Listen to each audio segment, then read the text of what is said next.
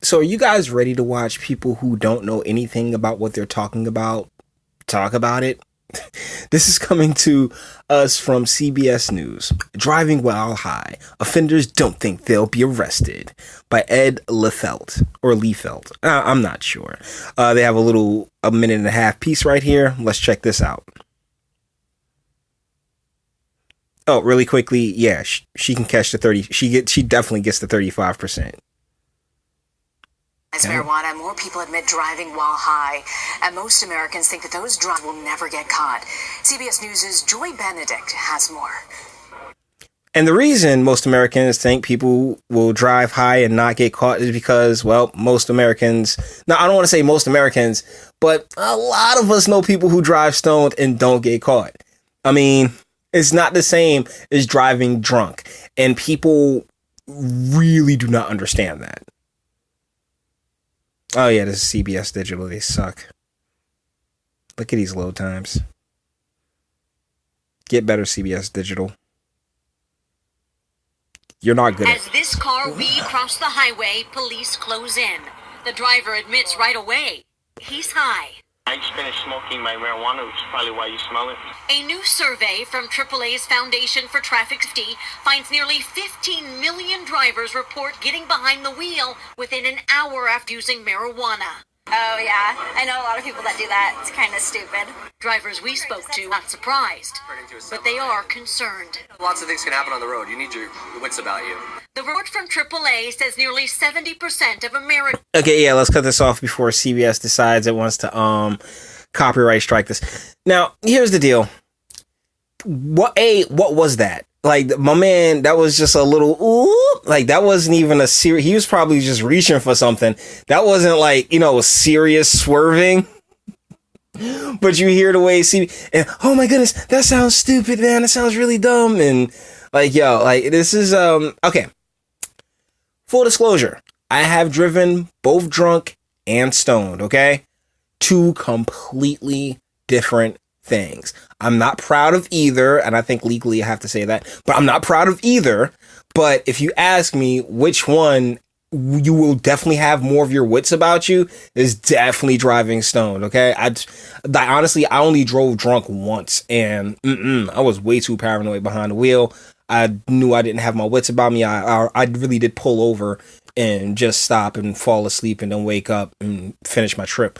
But yeah, when driving stoned, like, oh yeah, it's like within an hour. Let me tell you something. Like the peak of your high really ends with the session. Like as soon whenever you're done smoking, that's about as high as you're going to get, and it kind of comes down. It fades rather quickly, depending on the the grade and how good the bud is.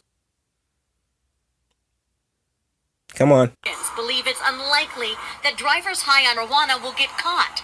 But the Automobile Association points out that police are getting more sophisticated. You can get caught if you are driving under the influence. And also, regardless if marijuana is legal in your state, it's not legal for you to get behind the wheel impaired. Here in Los Angeles.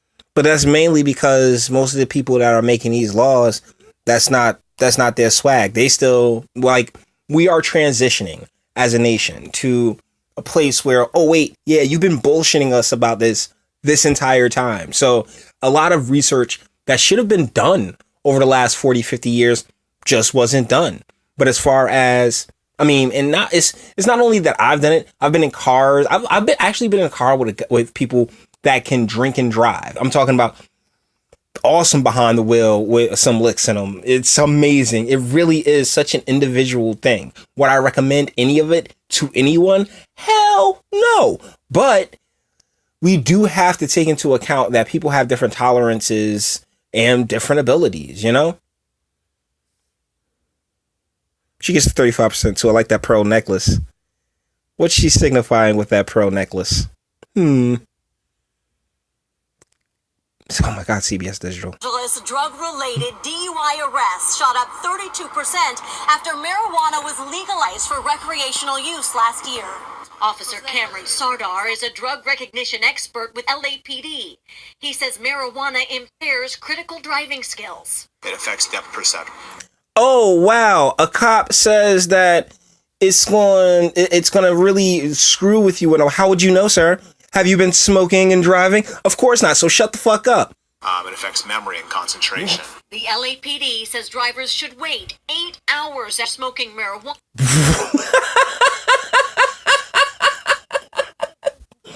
They want you to wait a full work day.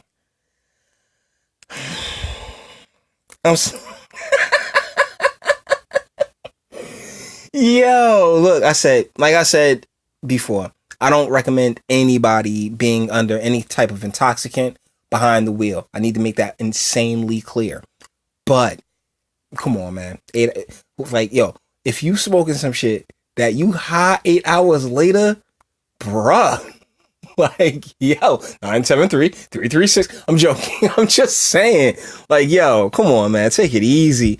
And that's the crazier part, because this is California. You know, I mean, y'all been doing this for a while, but that's what they need to push as far as CBS is concerned, because they're trying to hold on to, oh my goodness, this is just so bad and terrible.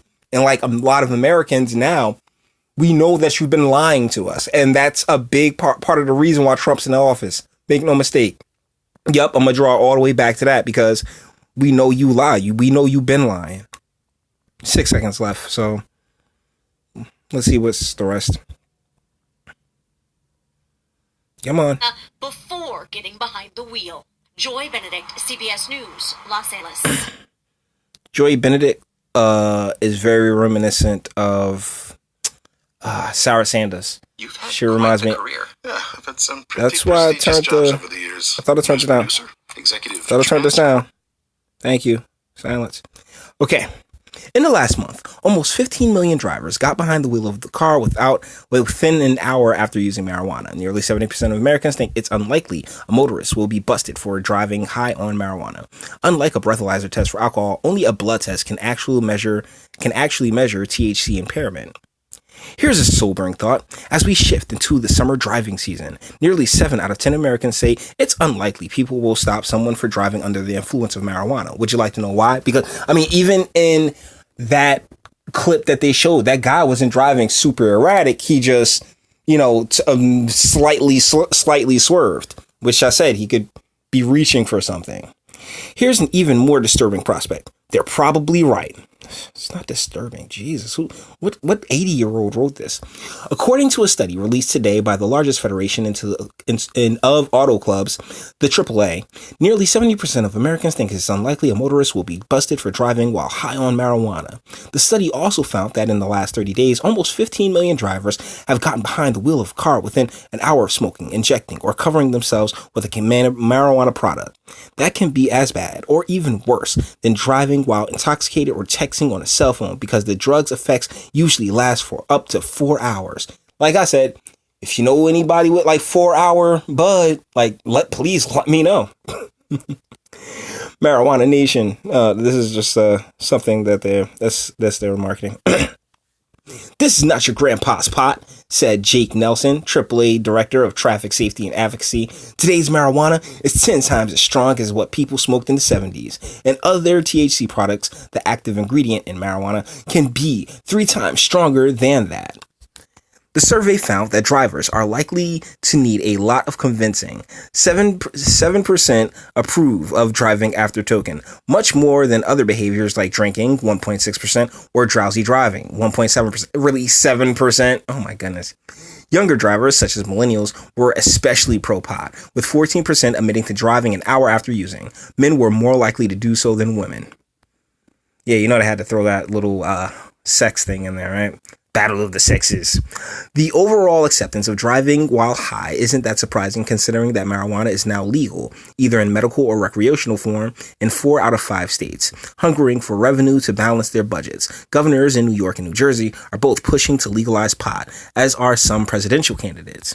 All well and good, according to the AAA, but driving under the influence of marijuana is still dangerous. Our concern isn't whether it's legal, said the AAA's Nelson. We just don't want stoned drivers behind the wheel. You don't want anybody behind the wheel, AAA. The AAA points to research showing that in states where marijuana is fully legalized, fatal car accidents have doubled when drivers tested positive for THC. Can I see some numbers? Actually, I'm just not going to click that link. I could probably click the link and look into it, but no. Let's finish this on up. One Washington state study estimated that 10% of its drivers involved in fatal crashes tested positive for THC. Just 10%. 7%. Y'all busting out some real low numbers to act like this is some kind of damn epidemic. No breathalyzer for pot. Nelson and the AAA point out that stoned drivers can be prosecuted, but admit is difficult. Unlike a breathalyzer test for alcohol, only a blood test can actually measure THC impairment. As most states legalize marijuana, the number of motorists using it is rising, potentially overwhelming the estimated 8,300 patrol officers who've usually been trained to spot THC impaired drivers. Really? How? Other than the same thing that you would look out for with, like, impaired driving is impaired driving. And you can really, like with alcohol, oh my goodness, you can really tell. People be all over the roads. He gave, my man swerves to his right a little bit, and they're like, oh, gotta go get this guy but we gotta bust this maniac driver for smoking some pot. An expert in the drug evaluation and classification program run by the International Association of Chiefs of Police said less than 1% of all officers have had this training. And of course they're going to like push for it because that means more, basically details and time for them. I mean, I've never seen anyone say, oh no, we want less. I'll never see an authority figure pine for less authority. Can you dig it? So when you got the cops sitting here talking about, oh my goodness, yes, this has been going on since the 70s, 60s, 70s. Come on, man. Take it easy, champs. Ed Ledfield. Yeah, they don't have a pickup, but I'm pretty sure he's like 103 years old, particularly writing for CBS. Look, long and short is that it does always boil down to the individual. No, I don't want to hear it. It always boils down to the individual and their tolerance. Like I said, I will not sit here and say, oh yeah, go out and drive stoned or go out and drive drunk. Do not drive impaired at all. We definitely need people safe out here on these roads. But to sit here and, they didn't bring up alcohol. They didn't, thank God they didn't try to make the comparison to alcohol. They're still really focused on the fear that a lot of people have when it comes to taking these next steps, because you sat there and indoctrinated these people and marinated them in your propaganda for the past 30, 40 years, that now they're just like, oh my goodness, stone driving. Oh man, maybe we shouldn't leave. Like, come on, man, take it easy, champ. Okay. So with that being said, bringing this video to an end with all the internet stuff. Like it if you liked it, or dislike it. I'm not scared of you. Sub if you enjoy my fantastic voice. Share, because sharing is caring. And speak. Let me know, what do you think? Do you think that it's the same? Have you done both? Because I've done both. So have you done both? My comments is by far your confessional. Let me know. I promise, not going to go to the police.